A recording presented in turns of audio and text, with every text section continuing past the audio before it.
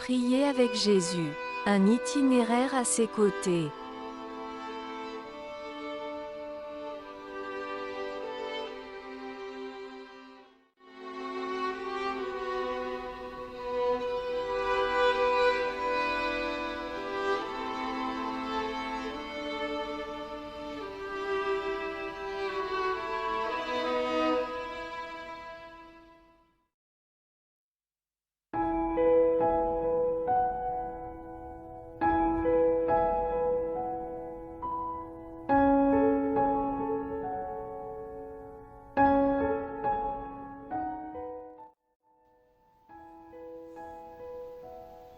Chers amis, bonjour. Nous voici arrivés au deuxième jour de la deuxième semaine de notre cheminement. Le thème pour ce matin, interruption.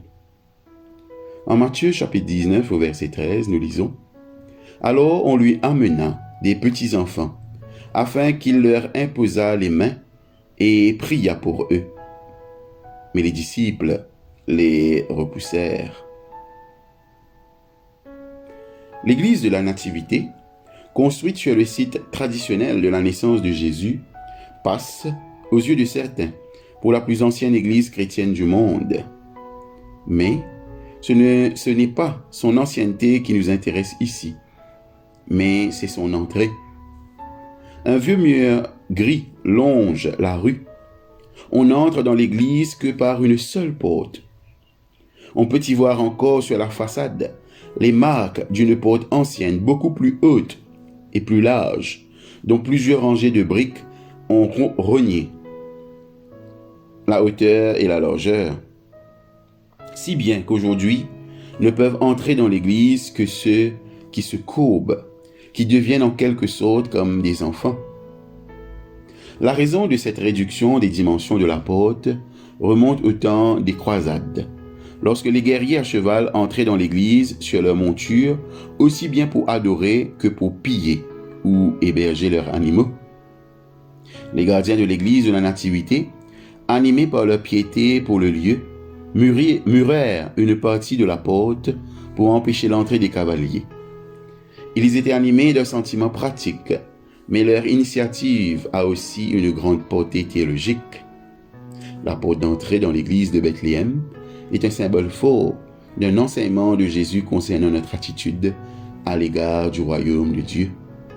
À moins de devenir comme des enfants, nous ne pouvons entrer ni dans cette église, ni dans le royaume de Dieu. Alors, on lui amena des petits-enfants, afin qu'il leur imposât les mains et pria pour eux. Mais les disciples les repoussèrent.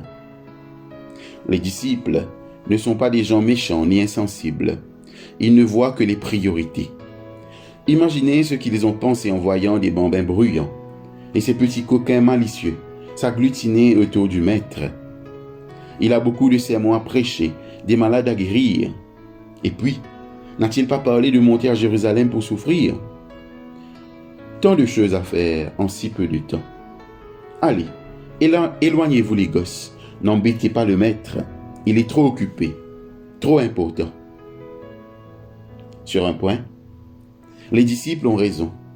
Matthieu déclare que les parents amenèrent leurs petits-enfants à Jésus sans raison particulière. Ils souhaitaient simplement que Jésus les touche et prie pour eux. Est-il nécessaire d'être le don de Dieu à l'humanité pour toucher les enfants et prier à leur intention? N'importe qui est capable de le faire. Des gens qui ont des choses moins importantes à accomplir peuvent le faire. N'importunez pas le maître. N'interrompez pas son ministère. Mais comme le disent ceux qui ont de l'expérience, les interruptions sont souvent le ministère. Un coup de téléphone au beau milieu de la préparation du sermon. Une visite impromptue. Toutes les occasions imprévues où la nécessité de répondre à un besoin urgent vient bousculer l'agenda déjà rempli de choses que nous estimons très importantes.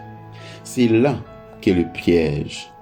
La vie et le ministère ne se déroulent jamais comme prévu, même pour des personnes consacrées. Dieu perturbe chacune de nos vies en y greffant des moments inattendus, mais opportuns, qui surgissent de nulle part. Nous devons alors décider en une fraction de seconde qui importe le plus ou qu'est-ce qui prime. L'indignation de Jésus contre ses disciples s'enracine dans sa certitude exprimée que ses enfants sont aussi importants que les sermons, les paraboles et les pharisiens. Il se réserve du temps et de la place pour accueillir ses petits, estimant en outre qu'il pourrait donner une ou deux leçons fort utiles à ses disciples au sujet du royaume de Dieu. D'après l'exemple de Jésus, nous savons comment réagir devant les petits de notre temps, qu'ils soient petits par l'âge, le prestige, le pouvoir ou l'argent. Que faisons-nous? Qui choisissons-nous?